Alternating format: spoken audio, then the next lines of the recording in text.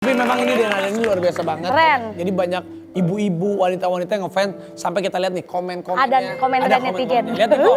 Nih. Aris Maevi, salut aku tanpa donasi dia berjuang mati-matian 2 jempol untuk Denada. Ya lah baru 2 jempol, gua kasih 10 jempol nih. Ada lagi. Ada lagi. Mana? Dari Meme 28, salut.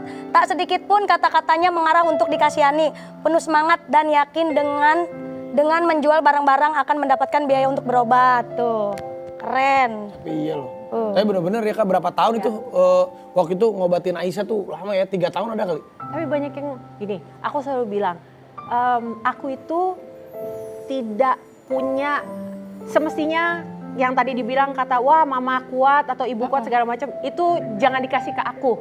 Kredit itu jangan dikasih ke aku karena aku nggak punya itu. Itu karena Allah kasihan sama kita, karena aku mohon-mohon sama Allah, karena itu belas kasih, karena itu pertolongannya Allah. Dan pertolongannya Allah itu datang dari berbagai macam tangan. Benar-benar. Jadi bukannya nggak ada orang-orang yang berjasa, yang aku bilang berjasa, yang begitu baik hatinya untuk membantu aku dalam bentuk apapun. Dalam bentuk apapun. Ngasih job, ngasih kerjaan, ya kan? Nih, terus udah gitu juga macam-macam mendoakan. Kalau datang ketemu terus udah gitu ngedoain apa segala macam. Jadi banyak banget pertolongan yang datang dari Allah yang lewat apapun lewat. Tapi waktu itu kan Denada pernah aku dengar katanya sampai ketika Denada itu mungkin di ATM-nya aja pernah sisa 200.000. Beneran? Sampai begitu. Kok bisa? Kan aku tinggalnya di Singapura. Ya.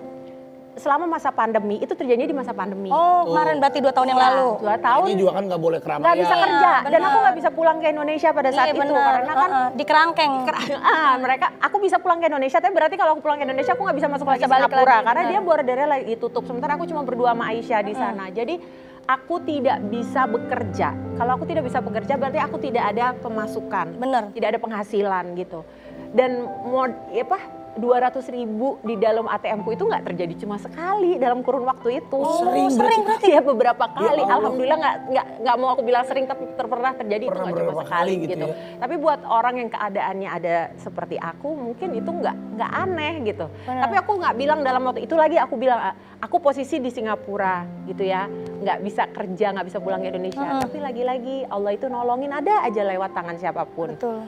Akhirnya bisa jadi instruktur Zumba, akhirnya bisa Online-nya waktu itu ya? bisa ngajar online. Ini sampai jadi instruktur Zumba di online. Iya gitu, akhirnya walaupun ya oke lah dibilang orangnya jadi instruktur Zumba kan nggak sama penghasilannya sama jadi penyanyi, betul. Tapi banyak sekali kebaikan, manfaat yang aku dapetin.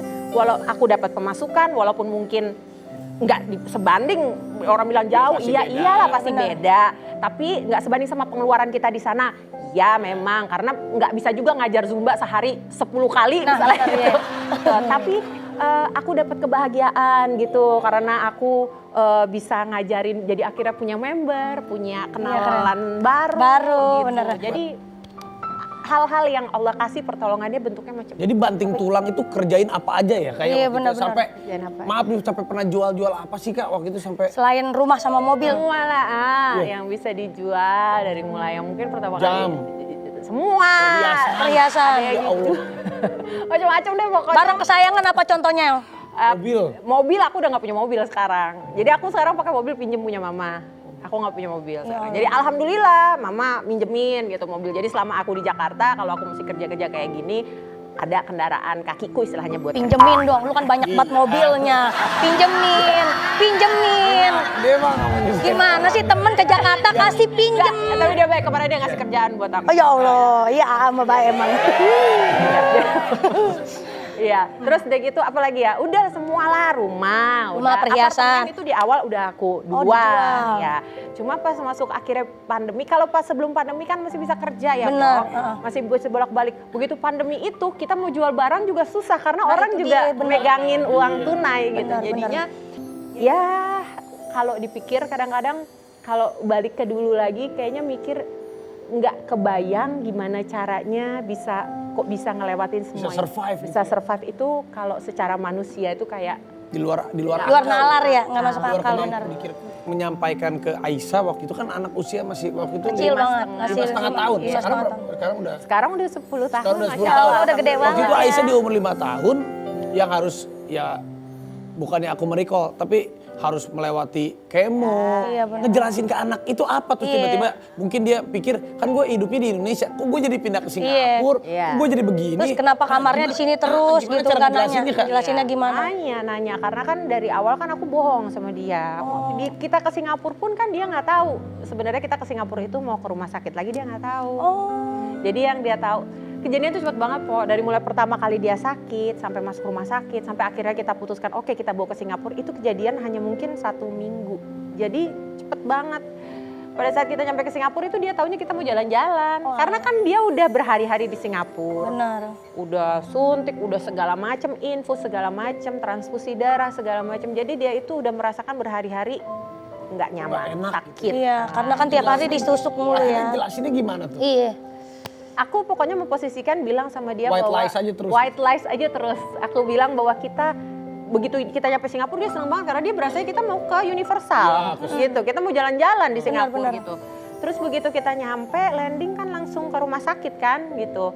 Begitu kita nyampe rumah sakit dia bisa baca tuh hospital gitu. Begitu dia ngeliat dia nangis lagi, ibu kenapa kita kesini? Iya, benar. Gitu. Tadi ibu bilang kita mau jalan-jalan. Akhirnya aku bilang iya, aku bilang kita kesini Aisyah berobat dulu, aku bilang gitu. Wah jadi inget. Iya, aku juga ngerasain.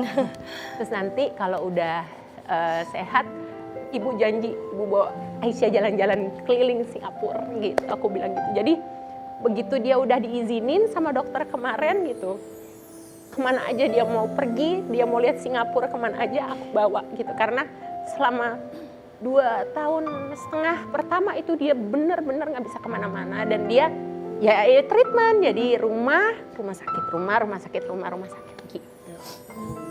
Dan juga alhamdulillah ya sekarang Aisyah dikasih umur panjang, sehat, bisa lewatin semuanya.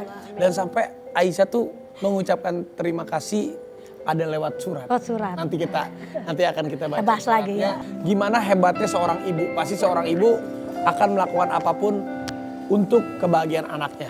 Dan anaknya juga pasti batinnya akan merasa. Dan sampai kapanpun seorang anak juga mau mengucapkan 1 juta, 1 miliar terima kasih pun tidak akan bisa kita membalas kebaikan kita. Habis ini kita akan baca surat dari Aisyah untuk Denada. Jangan kemana-mana, tetap di FYP. For you, Pak. Bila habis sudah